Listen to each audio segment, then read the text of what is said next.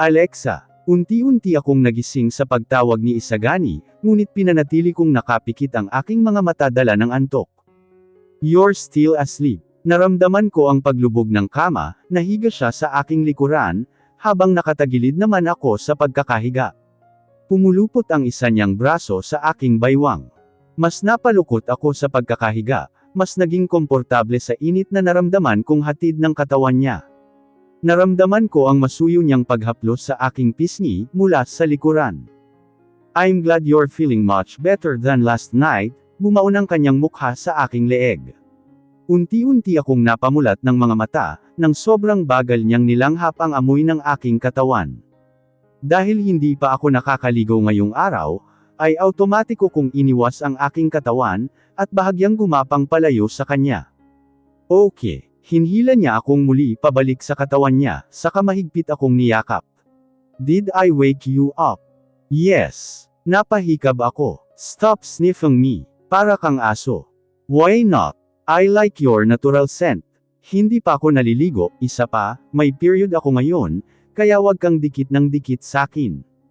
Kahit na kanina pa gumaan ang pakiramdam ko, ay ayaw ko paring magpakapit sa kanya.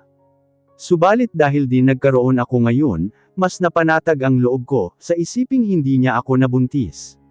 Lalo pat ilang beses kaming nag-ano nang walang ginagamit na proteksyon. You don't smell bad? Inamoy niya ulit ako.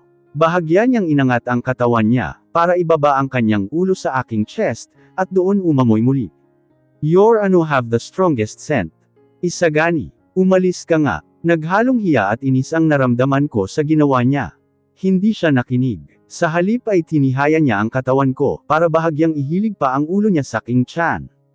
It's addicting, mas lumanghap pa siya roon, at nagpakawala ng mainit na hininga. Pinamulahan agad ako ng mukha. Ang bigat mo. Pilit kong inaalis ang ulo niya, Isagani. Just for a minute. Papahinga lang ako. Natigilan ako saka naalalang wala pa siyang tulog.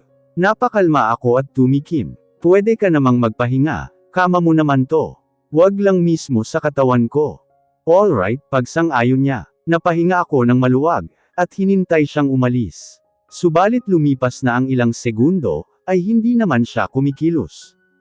Muli akong nairita. Akma ko na siyang itutulak, nang marinig ko ang maliliit niyang paghilik. Wow! Nakatulog ka na agad. Napaasak ako at wala namang naging tugon mula sa kanya. Sino ba kasi nagsabing magpuyat ka para alagaan ako? I never called for you. Why didn't you just let me be mad at you forever? Sa huli ay hinayaan ko siyang magpahinga. Nanatili ako sa ganoong posisyon para hindi siya maistorbo. Subalit lumilipas pa lamang ang 30 minutos, ay hindi ko na kinaya ang pabigat ng katawan niya sakin. That's it. I sacrificed enough. Pilit kong binungon ang katawan ko, saka maingat na iniangat ang ulo niya, upang ihiga sa kalapit na unan. Nang mapagtagumpayan iyon, ay saka ko inayos ang posisyon ng katawan niya, upang itihaya ng hindi siya mang-awit. Sandali ko pang pinagmasdan ang perpekto niyang mukha, na walang kupas kahit sa pagtulog. Any woman would probably go crazy to sleep with him, and watch his face as he fell asleep. Dahil ganoon din ako noon. I let him bully me in bed, and I would force myself to wake up, just so I could stare at his face as he slept for a very long time. Kapag nagising siya ay saka ako magpapanggap na mahimbing na natutulog. Malakas pa ang pagdabog ng puso ko, tuwing ginagawa ko ang kahibangang iyon noon. But unfortunately for him, when he woke up, he would eventually get up to wash up, and leave me alone in our bedroom, like nothing had happened between us. I was in love with him, and he's not feeling the same thing for me. Pabaantong hininga akong umalis ng kama, nang makaramdam ng pagkauhaw. Gusto ko ng gatas, kaya naman lumabas agad ako ng kwarto, at nagtungo sa kusina para magtimpla. Dahil malalim na ang gabi, ay wala ng mga katulong ang nagsisipaglakwatsa. Madilim na rin ang paligid. Ang kusina lamang ang maliwanag, nang buksan ko ang ilaw. Dito ko na rin paunti-unting ininom ang isang baso ng gatas. Sinong nandyan? Nabilawkan ako nang may boses ang ingay sa lugar. Napatuwid ako ng tayo, at tinago ang baso sa aking likuran, sa pag-aakalang si Panying, o isa kina Davina ang nagmamay-ari ng boses. Subalit ang sumulpot sa loob ng kusina, ay isang bagong mukha na ngayon ko lang nakita. Mukha pa siyang nasa 20 anyos. Nakasimpleng duster na pangbahay lamang ang suot niya, habang walang emosyong nakatingin sa akin. Anong ginagawa mo dyan? Tanong pa niya. Pinakatitigan kong mabuti ang mukha niya. Sa kung anong dahilan, ay parang pamilyar siya sa akin. Pasensya na. Nauhaw lang ako, blankong emosyon ko ring tugon. Matagal kaming nagtitigan dalawa, nang walang kadahi-dahilan. Bago siya nagpakawala ng buntong hininga, at nag-iwas ng paningin. Pakipatay ng ilaw pagtapos mo. Linisin mo rin ang kinalat mo dyan. Ako pagagalitan ni Panying pag may dumi kinabukasan. Oo, huwag kang mag-alala. Tipid akong ngumiti. Ngayon lang kita nakita. Bago ka lang dito. Medyo. Ako yung bagong tagaluto. Tagaluto. Nangunot ang noo ko. You mean you're the new chef? Napalabi siya sa katumango. Bahagya naman akong nagulat. Totoo ngang bata pa siya para sa posisyong iyon. Dahil kadalasan ay matatanda ang mga eksperto na sa pagluluto. Naalala ko ang ginger soup kaninang umaga, at umaliwalas ang mukha ko. Salamat sa ginger soup kanina. Masarap ang pagkakaluto mo. Nakita kong natigilan siya, at kalaunay pinamulahan ng mukha, habang nananatili namang walang kagana-gana ang kabuuang mukha niya. Salamat Ate Alexa. Tumaas ang dalawa kong kilay, bahagyang natigilan. Wow! It's the first time someone called me that way. Hindi ko yun inintindi at saka ngumiti. Nilabas ko ang baso sa aking likuran, at saka inubos ang gatas. Ako nang bahala rito. Mauna ka nang bumalik, ani ko sa kanya nang may ngiti sa labi. Sandali niya akong pinanood na hugasan ang baso. Bago siya tuluyang nagpaalam. I wonder why she looked familiar. Have I seen her somewhere? Nakalimutan ko rin palang tanungin ang pangalan niya. Napailing ako at hindi na iyon inintindi. Hindi na ako nagtagal sa kusina. Nang maayos ko ang lahat sa dati, ay bumalik na rin ako kaagad sa itaas. Akto kong bubuksan ang pintuan sa papasok sa kwarto ni Isagani, nang bigla-bigla iyong bumukas. Iniluwan yun ang hinihingal na si Isagani. May namumuong pawis sa noo niya, at ganoon na lang ang pamumula ng mga mata niya. Nagulat ako sa itsura niya. Anong nangyari sa'yo? Ayos ka lang ba? Maging siya ay mukhang nagulat sa akin.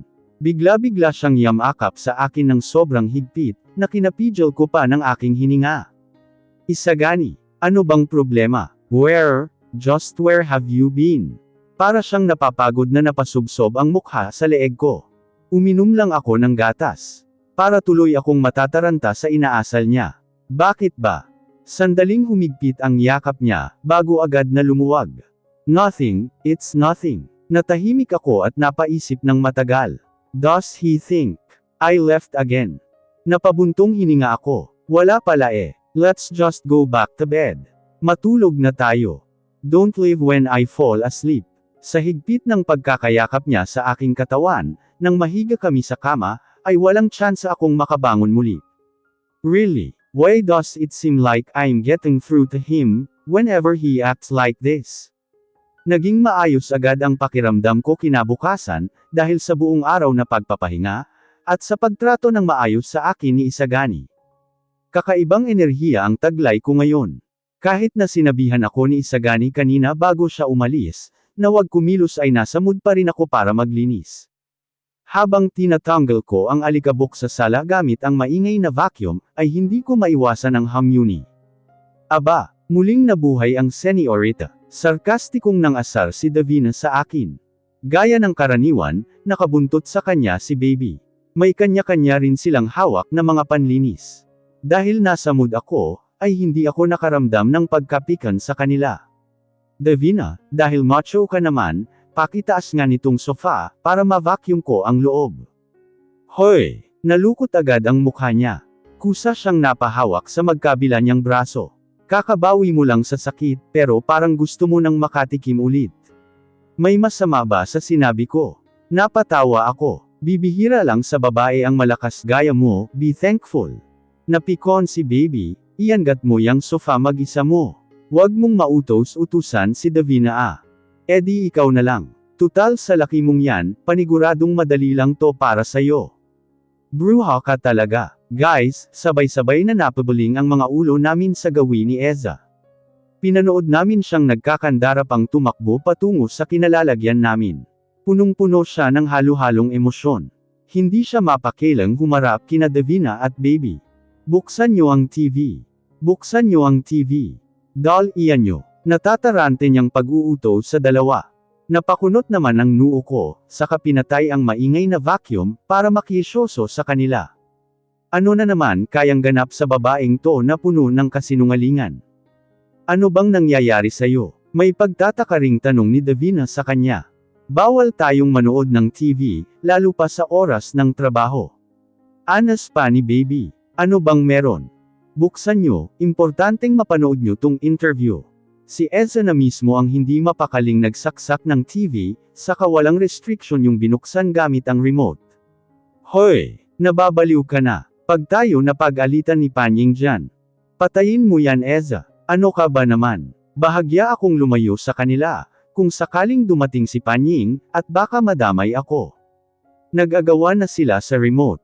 Dahil gusto ng dalawa na patayin na agad ang TV, ngunit nagpupumilit si Eza na may ipapanood sa kanila. Hindi rin niya magawang magpaliwanag, dahil inuunahan na siya ng halo-halong emosyon. Sandali lang. Kailangan niyo tong mapanood, bago pa mahuli ang lahat. Ikakaltas to ni Panying sa sweldo natin, pag nakita tayo Eza. Sandali lang naman kasi, hinugot ni Davina ang saksakan, kung kaya't namatay ang TV. Tumigil ka na nga, sabihin mo na lang samin anong meron, at atat na atat kang may panood samin. Basta. Hindi ko mapaliwanag. Napakakulit ni Eza na muling binuksan ang TV. Buksan niyo ang TV. Umalangaw-ngaw sa lugar ang boses ni Panying, mula sa aming likuran. Sabay-sabay kaming napalingon sa kanya. Ang reaksyon niya ay kapareho ng kay Eza.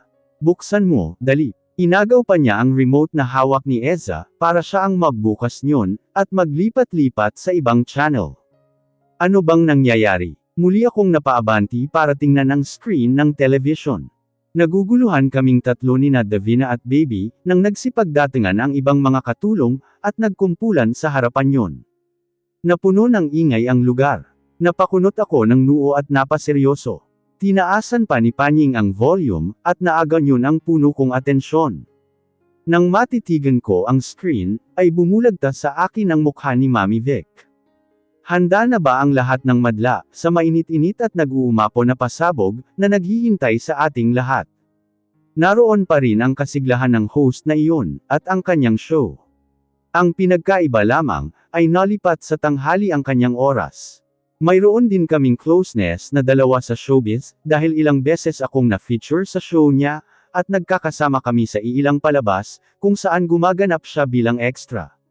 Sa loob ng 3 taon, take note 3 taon siyang nawala sa showbiz, kasama ng kanyang ka-love team.